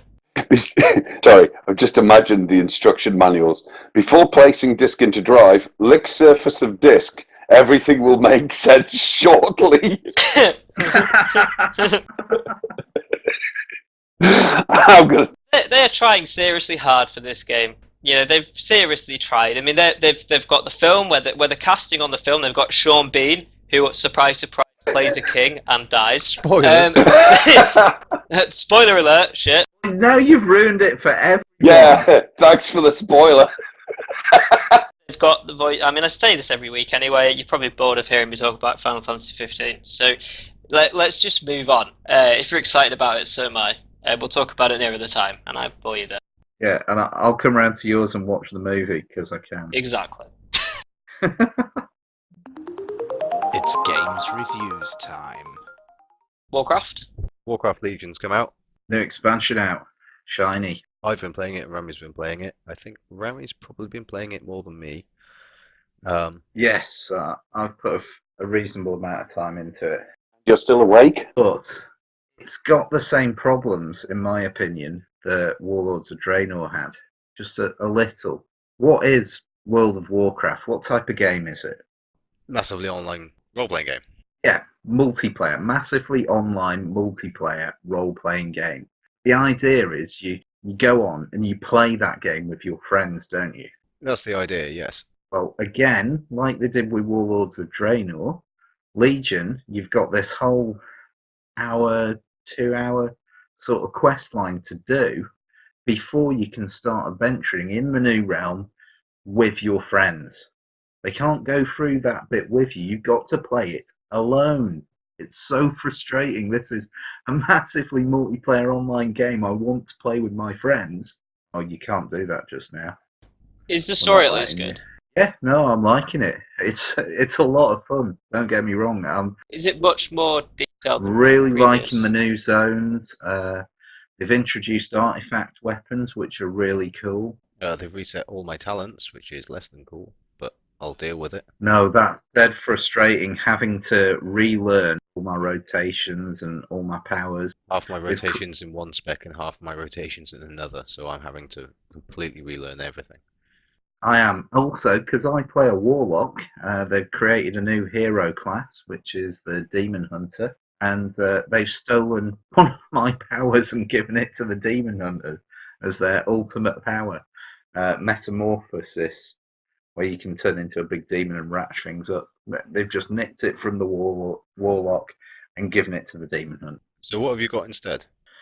I can summon more demons at the same time. Basically, it is kind of cool, but I'm having to relearn a lot of the things I already knew, which isn't bad.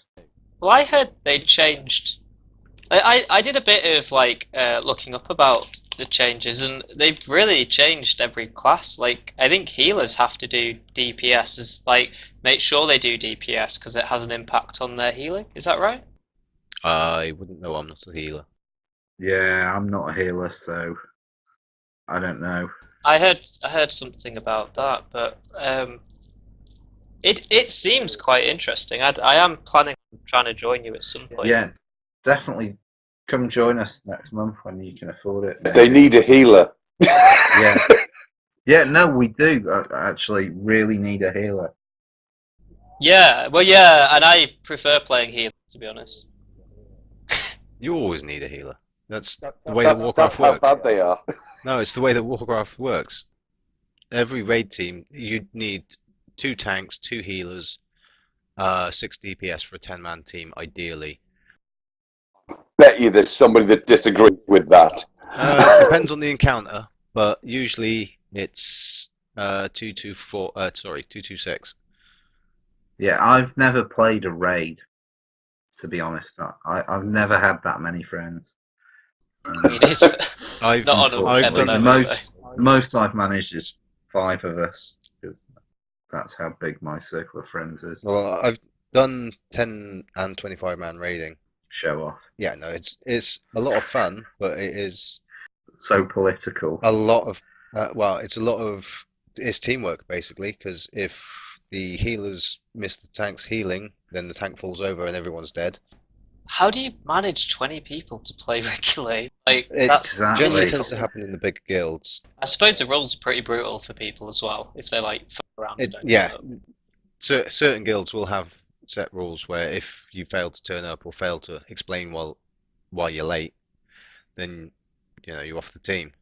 Not only that, A, I'd have problems committing to that, and B, I'd be bound to fuck it up, and that'd be it. I'd be booted. It's like, oh, you're the worst warlock ever. Go. I think you're safe if you do DPS though, because no one really notices what you're doing. Exactly. And I'll just chip a little bit of health off that. Blizzard have put in systems to make it easier for people who don't have a raid team to raid. There's things like the looking for raid system, where you can just drop into a 25-man group, and the game will select the ideal sort of makeup and try and balance it as best possible. Player skill is another thing, but usually you get a relatively good group in there. At least you can then try it out. But it's good. Buy it. And let's move on, because this is going to be an incredibly long podcast. Considering it's September and there's not a lot going on in terms of actual releases, this is... We've had massive rants, obviously. It's been rant time. We've got to get some stuff out of our system. As it happens, I finally met Rami. In fact, I met him yesterday in his abode.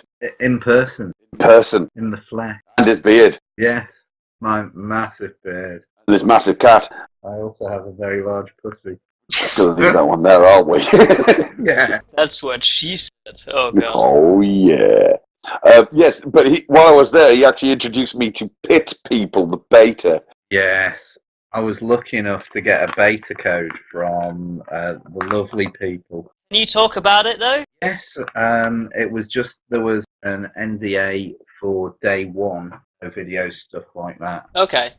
It's done by the same people that gave us Castle Crashers and Battle Block Theatre. Yeah, Alien Hominid, Yeah, Alien. Castle Crashers, and Battle Block Theatre. This is their fourth game that they've been working on for ages. But oh, what a pleasure to play! It really is. Completely out of the ballpark, weird in some places. This just Yeah, completely insane. the narration is brilliant. The narration makes the game. It's just so messed up. It's so funny, and the narrator's voice, just so good. So sarcastic, which is hilarious since I don't usually get sarcasm. But what Pit People is, it's kind of a turn-based strategy game. The same manner of, say, like the Banner Saga games, or Yeah, a bit like that. Renowned Explorers. Yeah. Well, it starts off a little simpler. Yeah, it's quite simple, but then, like, you can capture more people for your sort of team of fighters, and they've all got crazy, wacky abilities, and there's loads of customization. You can pick up loads of new weapons. You can completely change. I turned Pipistrella bald. They're all about the customization, loads of weird weapons. It's just so much fun and just really oddball humour. Great game. Right, I've reviewed a game. Well, I should have done this. I should have put this up as an actual article. I basically played a game called Armicrog, which I've done was asked to review. I got a code for it and played it before it came out. I think it's a spiritual success to a series that Ferg has played, but I don't know that series. Heard of it, right, Ferg? It's kind of all done with claymation, isn't it? Yes. Oh, cool. But what's Armicrog like? Armicrod's basically it's really interesting actually. It's kind of made with as Ferg was saying, it's kind of like a clay almost game. So it's like a clay animation. Wow. It's about this guy and his little dog. Alien dog creature. The story's a bit odd and a bit crazy. I'd probably like it then. It gave me a bit of a feeling of Journey actually on PlayStation 4. Left me with a sense of Day of the Tentacle. Now that was an awesome game. Yeah.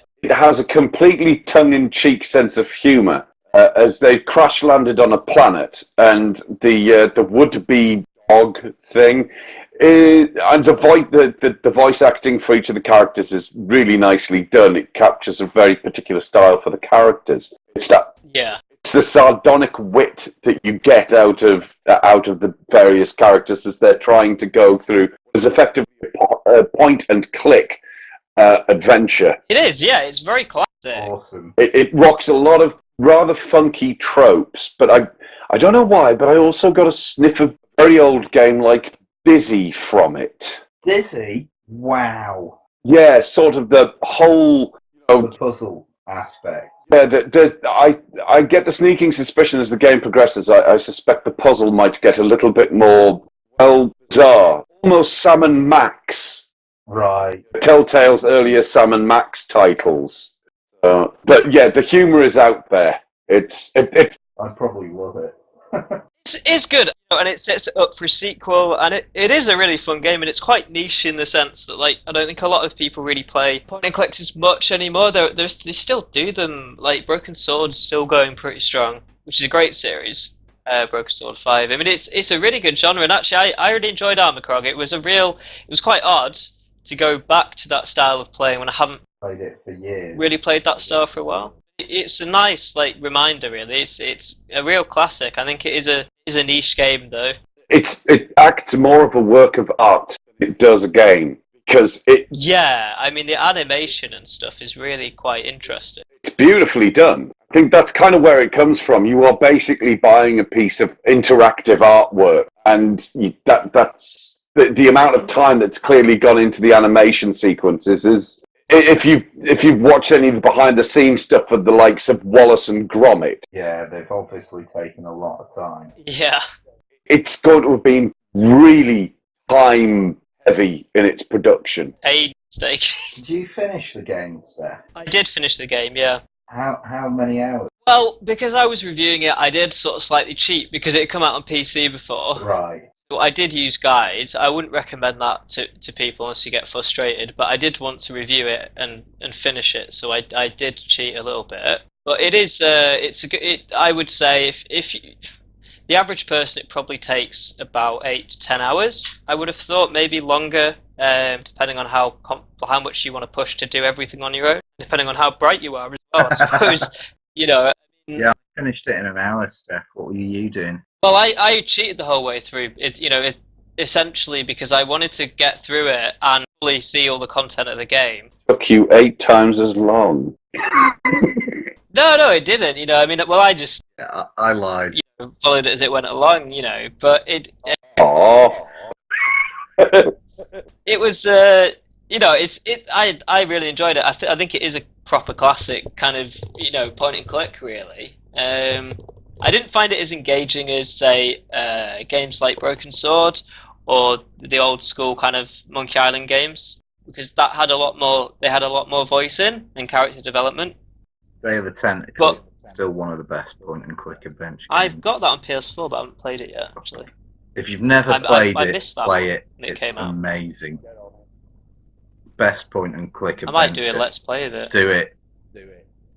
Anyway, we really need to finish this this podcast soon because it's an incredibly long one. So We're late getting started. we were, yeah, but also we've talked a lot. We've which ranted a lot. is good. I think it's a good episode, really. Coming this month on Xbox Live and PlayStation Plus. Free games, hooray! So I mean, last time we didn't have the PS4 stuff because it hadn't been announced. But what we'll do is we'll have a look at the Xbox One and the Xbox 360. What's out on that at the moment? 1st to 30th September is Earthlock. 16th September to the 15th October is Assassin's Creed Chronicles China. We've told you this already. And 360 is 1st to the 15th September is Forza Horizon. 16th to the 30th is Mirror's Edge. Ta-da! Cool. Oh, I didn't check out what was on the PS3. Actually, no, I remember what was on there though. Was it Yakuza or something? Maybe I'm being an idiot. But for PS4 anyway, I've just selfishly looked at the console I have. So they've given away Lord of the Fallen, which I think is kind of sort of Dark Souls-esque. A little, actually. yeah. And it suggested to me, yeah, sort of Dark Souls meets God of War, I got the impression. Yes, that's maybe a good description. Which should appeal to me, but for some reason I just haven't. I don't know why. I'm kind of not fussed about that one. I don't know what it is that's not quite caught my interest.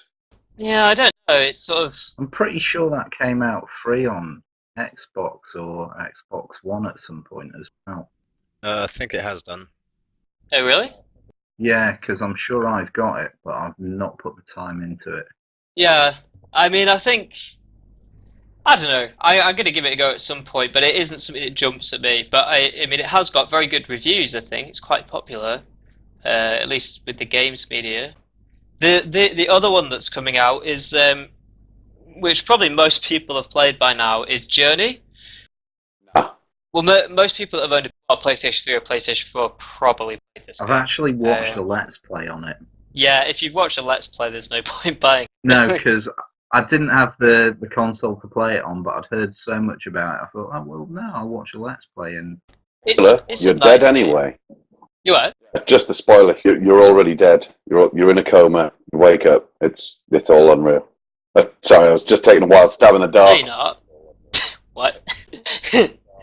But it's really good. Like it's a very visual game. It's very much about the experience. To be honest, I did not really understand the story a lot, except the idea is it kind of emulates a character traveling to a destination, going through a lot of hardship, and it's really well done in terms of the way the character looks and the journey. it's very pretty.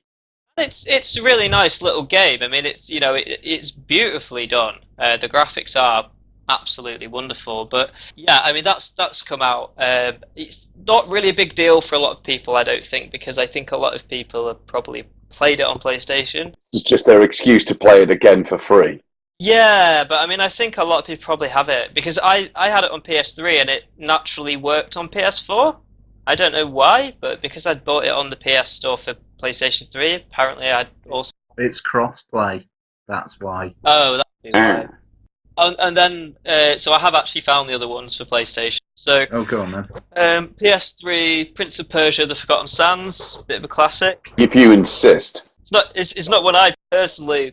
Sorry, it's not the original trilogy. It's not as good. I mean, I didn't really play it, but I know it's seen as a classic. It's not necessarily what I would call a classic myself from my own experience, but some people like it, right? I think. Yeah. I'm sure I played it years ago and it was fun. Is that the one that's basically cell shaded with all the bright oranges and purples in his costume? Or is Forgotten Sands the one that they did in time with the Disney movie with Jake Gyllenhaal? Oh, I'm not sure which one now. I don't know. It's not cell shaded. I know I played one of the newer ones and it was all about the platforming. I've got a sneaking suspicion Forgotten Sands is the one that came out with the Disney film. Playing with a movie. Maybe Yeah. So it's not cell shaded. it's not cell shaded, and yeah, it's the one that came out in time with the movie. And it was okay. It was better than the cell shaded one, which was just essentially a quick time. It was just quick time events, one after another, everything. And essentially that's kind of where Prince of Persia was to begin with, but there was an element of skill, while quick time events just annoy the living cack out of me. I mean, the rest, Datura on PS3, no idea what that is. What was that? If anyone else does. Datura? Tora. No, I don't know. What about Vita? I have a Vita. These, they've got Amnesia Memories, which is kind of cool. That's probably quite a good game. I think the original Amnesia was really popular, kind of horror game. I don't know why you'd want to play that on a tiny screen. Might impact the effect it has on your fear. In the dark, just a but tiny that's- screen. I was just thinking, if it's called Amnesia, I wouldn't have imagined it being How can you particularly remember? rememberable. Like, I can't imagine it being particularly memorable. Not a very memorable game. Yeah. What were we talking about again? See what you did there. Thank you. And what else? The other one is Badland, which is for PS4, PS3, and Vita. Oh, wow. got 9 out of 10 on Steam. That's kind of Seems fairly. the weird kind of black on a coloured screen kind of stylized graphics, isn't it? It's like a humble bundle as well. It's like, is it a platform? Yeah. It's kind of an adventure game. Oh, that might be good. I might download that. Now it's time for all the very latest info about events to do with games and stuff. Well, do we have much to say? Because we did do Insomnia before, or is it? Oh, there's another. Yeah, there's another one. There's another Insomnia. It's Insomnia 59. It's on from the 9th to the 11th of December at Birmingham NEC. You can book your tickets now. But there's not a lot of info about it at the moment. They're just recovering from the last one. Are you thinking of going back there? I may or may not, I'm not sure. I'm still free. I will probably consider it. It will be work dependent. I would be up for it. I'd be more interested in like getting a computer there and like not covering it as a journalist kind of respect. Yeah, actually going and enjoying it. I'd rather comment on the experience, like maybe write an article about the experience, but not really like go to cover what's going on there, because a lot of it doesn't personally interest me, like the new products and like technology. I'm not necessarily that interested in that. You want a gaming ticket and to play League all weekend. Yeah, I'd be up for that. I can leave that alone. I would be more than happy to go around with a GoPro or like just my tablet and just record going up to stores like, ooh, look at this. Oh, that's shiny. Sorry, the technology is by far more interesting to me You may be better suited than me to cover it, then I think. than some 11-year-olds beating each other up digitally. I can, show me the pieces. Show me the parts. Look at the fan on that. Fans are sexy. Maybe it's something we could look to in the future. Have a team meet up. Yes, and that's ages off. Right.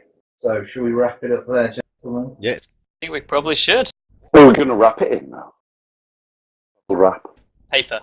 Tia, eat it. Our hopes and dreams. Shredded. Right, so on that note, catch you in a bit. Be easy. Be excellent to each other. Have a nice night. Take care. Have fun.